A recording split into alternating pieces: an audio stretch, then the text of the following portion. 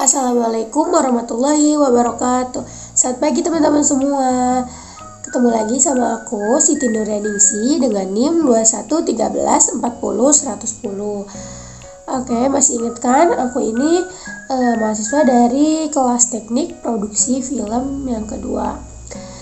Oke teman-teman, sekarang kita udah ada di learning journal yang keempat. Nah, di learning journal yang keempat ini pembahasannya itu ada tentang yang pertama itu unsur-unsur dalam film, dan yang kedua itu divisi dalam teknik produksi film. Film secara umum terbagi dari dua unsur pembentuk. Nah, yakni yang pertama itu ada unsur naratif, yang kedua ada unsur sinematik. Yang pertama ada unsur naratif. Unsur naratif ini sendiri merupakan aspek yang berhubungan dengan cerita pada sebuah film. Pembuatan film memerlukan bahan atau materi yang dapat dikembangkan menjadi sebuah cerita yang mempunyai alur.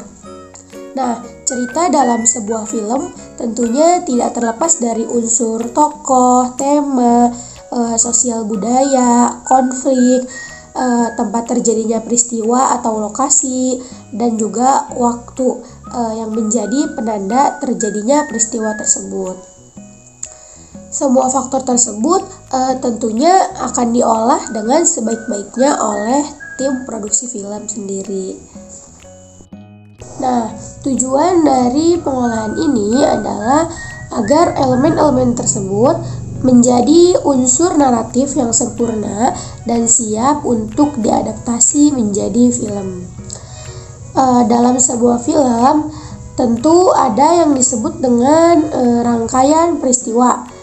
Peristiwa-peristiwa tersebut tentunya mempunyai maksud dan tujuan yang telah ditetapkan.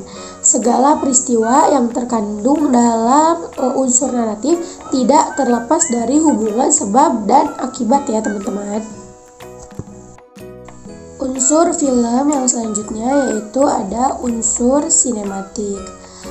Aspek teknis yang berkaitan dengan pembentuk dari sebuah film dikenal dengan sebutan unsur sinematik.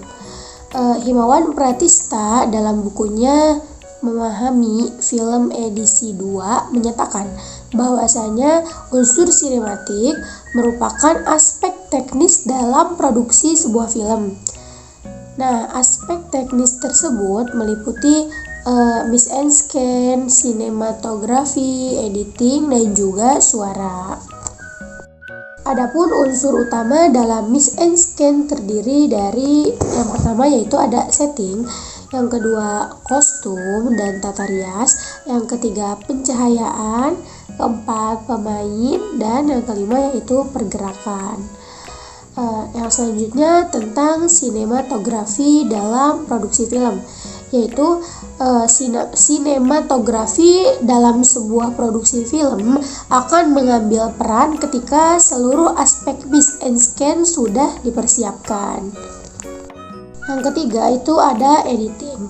Dalam tahap ini, shoot yang telah diambil, dipilih, diolah, dan dirangkai hingga menjadi satu rangkaian kesatuan yang utuh. Nah, aspek editing bersama pergerakan kamera merupakan satu-satunya unsur sinematik yang murni dimiliki oleh seni film. Yang keempat itu suara. Unsur sinematik yang terakhir adalah suara.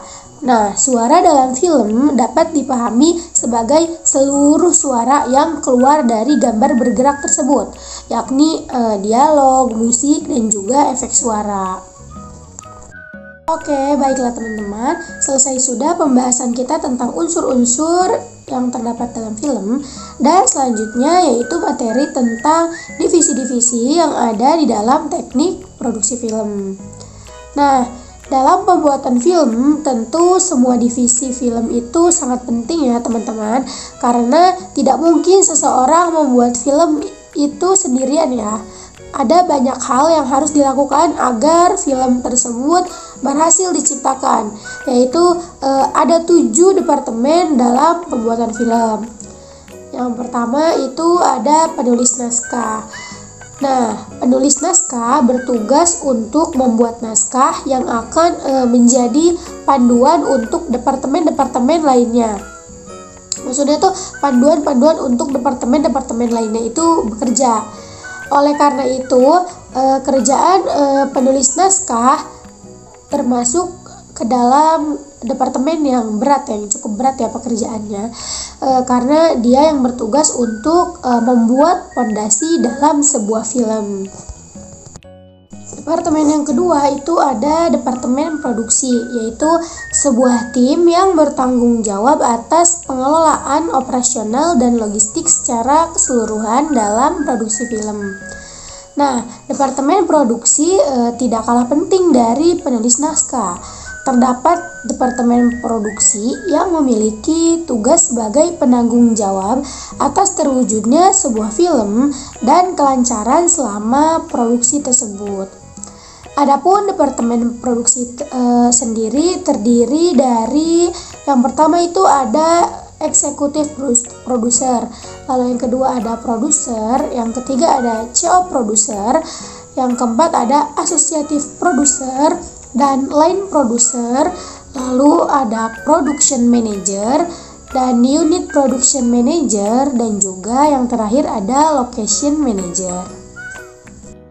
Departemen selanjutnya yaitu ada departemen penyutradaraan, salah satu departemen dalam produksi film yang memiliki tanggung jawab besar dalam menciptakan kualitas dan keberhasilan sebuah film adalah departemen penyutradaraan. Nah, departemen ini memiliki peran sebagai penghubung antara visi sutradara dan tim produksi.